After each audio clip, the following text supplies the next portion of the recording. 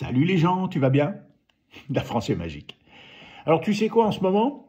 J'ai du boulot par-dessus la tête. Non, parce que franchement, avec la débilité générale de notre monde politique, franchement, il y a vraiment de quoi faire. Alors je me suis dit, on va se détendre un petit peu. Voilà. Je vais faire un petit classement des personnalités politiques les plus comiques du moment. Ouais, je sais, ouais, il y a l'embarras du choix, mais bon, j'ai fait un petit tri.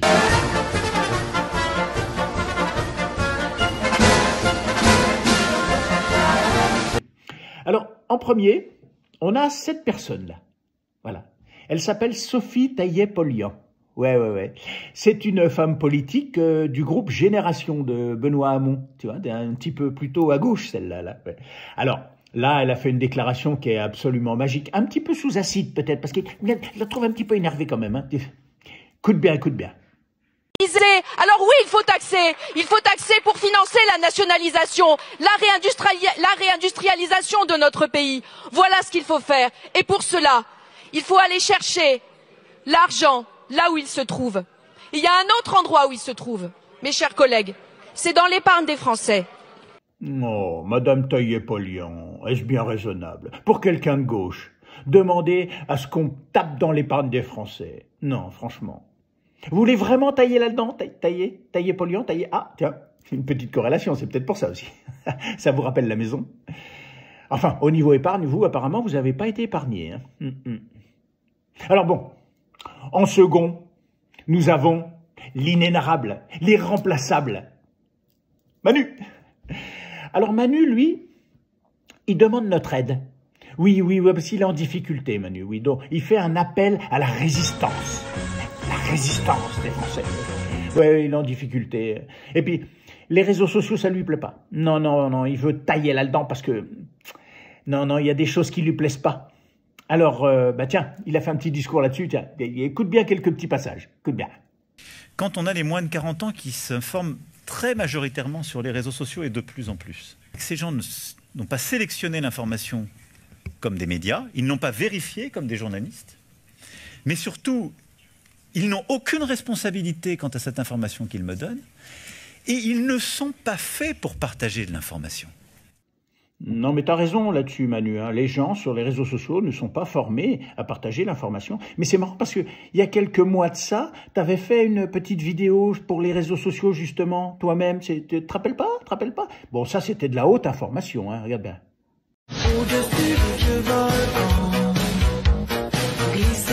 Je fais cette petite vidéo pour essayer de vous remonter le moral. C'est quand même une dinguerie, tu vois.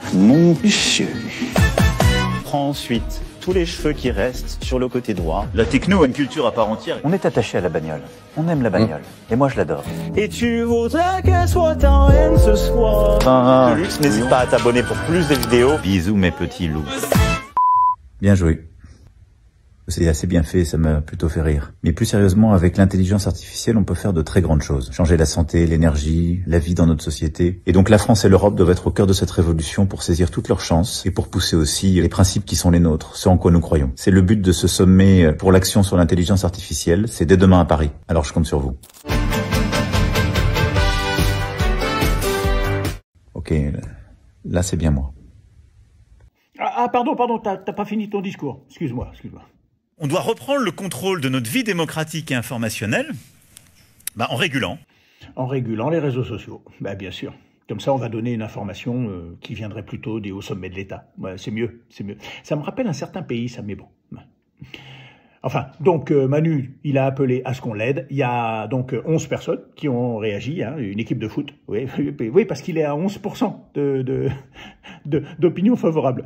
Oui, il est encore bientôt, il va descendre en dessous de Hollande. Il va bientôt pouvoir tourner dans une petite série télé bien connue.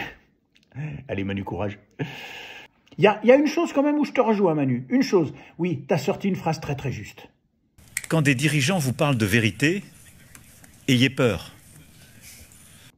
Alors, en 3, là, on a la reine de Paris, la mairesse, Anne Hidalgo.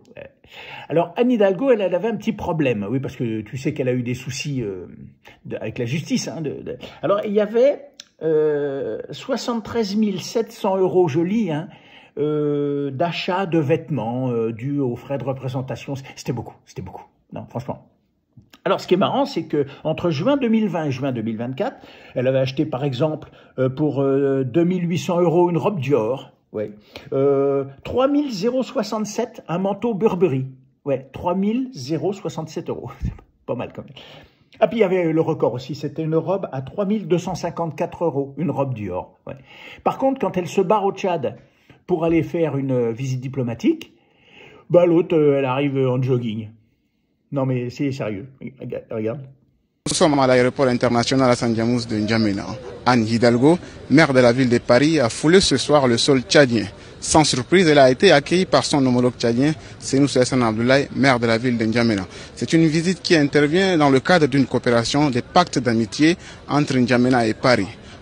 Ouais, alors on ne sait pas pour quelle occasion elle réserve donc ces robes achetées si chères aux frais du contribuable. Sans doute peut-être pour la fête de la saucisse de Strasbourg ou le salon de l'agriculture de Bezou-il-Ratiche. C'est possible, on ne sait pas encore. Alors pendant qu'elle est en train de gagner la course en sac à N'Djamena, eh ben les Parisiens continuent à vivre leur vie.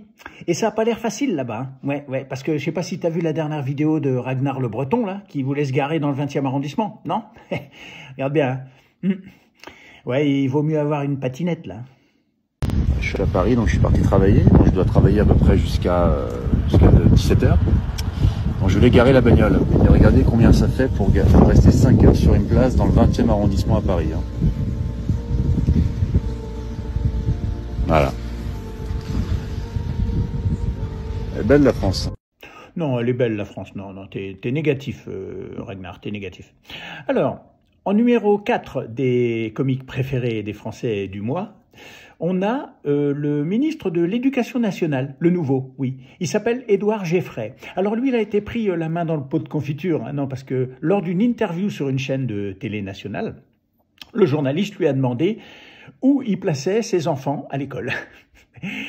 Là, il a été emmerdé et il a un problème de démarrage au niveau du vocabulaire. Vous allez voir, ça doit être la tête de Delco. Alors, monsieur le ministre, il y a une question qui désormais n'est plus taboue pour les ministres de l'Éducation, parce que c'est aussi quasiment une question qui est devenue politique, c'est celle de dire où leurs enfants sont scolarisés. Alors, vous avez certains de vos enfants qui sont encore scolarisés dans le privé aujourd'hui? J'en ai des deux côtés, si je peux dire, oui, enfin aussi bien dans le public que dans le privé. Tout à fait. Alors en dernier, le 5e comique préféré des Français du mois s'appelle Olivier Pardo. Oui, c'est un avocat. Alors cet avocat est chargé de défendre son client qui s'appelle Meyer Habib, qui est de confession juive. Ouais. Alors vous allez voir, cet avocat-là, il vaut 10. Franchement, quand t'as un avocat comme ça, t'as pas besoin d'ennemis. Meyer Habib a beau être juif, c'est un être humain. Moi, ce que j'adore par-dessus tout, c'est la réaction de ce Meyer Habib. Il doit se dire, ouais, c'est pas gagné tout ça. Enfin bon, j'espère que tout ça, ça t'a distrait un petit peu aujourd'hui. Et puis, on verra le mois prochain pour un autre petit classement. Allez, me remercie pas. Hein. Me remercie pas.